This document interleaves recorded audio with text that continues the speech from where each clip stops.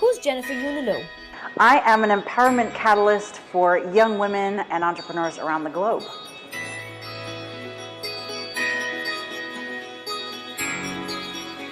Tell us about your journey and specifically how you overcame adversity. Well, I had to shift my entire career halfway through because I had a career in food and wine for many years, and I had burned out from being an entrepreneur flying all over the place.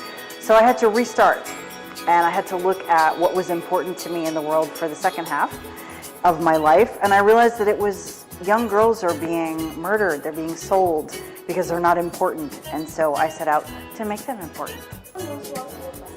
Hi! Hi. As a startup with a lean team, how do you think we could keep the team engaged?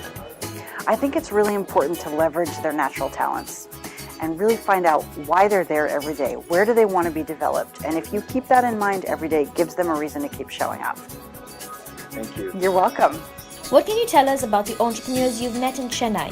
I think there is such a wonderful startup community here, really focused on things beyond tech. We spoke to a young man tonight who's transforming dairy farming. So there's a lot of applying new knowledge to old industries, which is really fantastic. I think the phone's ringing.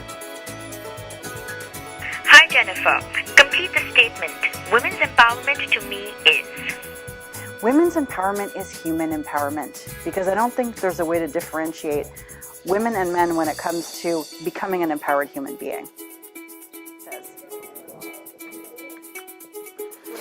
What key cross-cultural aspects should I keep in mind when pitching or conversing with U.S. customers? Well, I think that's not really the right question. I think when you're talking to any consumer, any potential customer, it's really about what do they want, what's important to them. So it doesn't matter if they're from the U.S. or anywhere else in the world. The top 3 overrated pieces of advice startups here. I think a lot of them are actually too focused on the money. So there aren't 3 pieces per se. I think there's an approach with startup where everybody thinks it's about MVP and then get the money.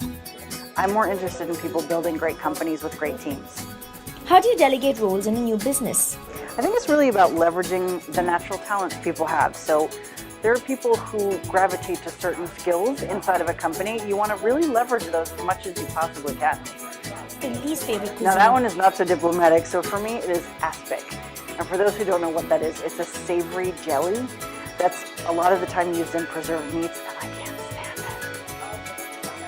it. Your daily go-to reads are? I actually love Flipboard, which was created by a high school classmate. I didn't know this until a couple of years ago.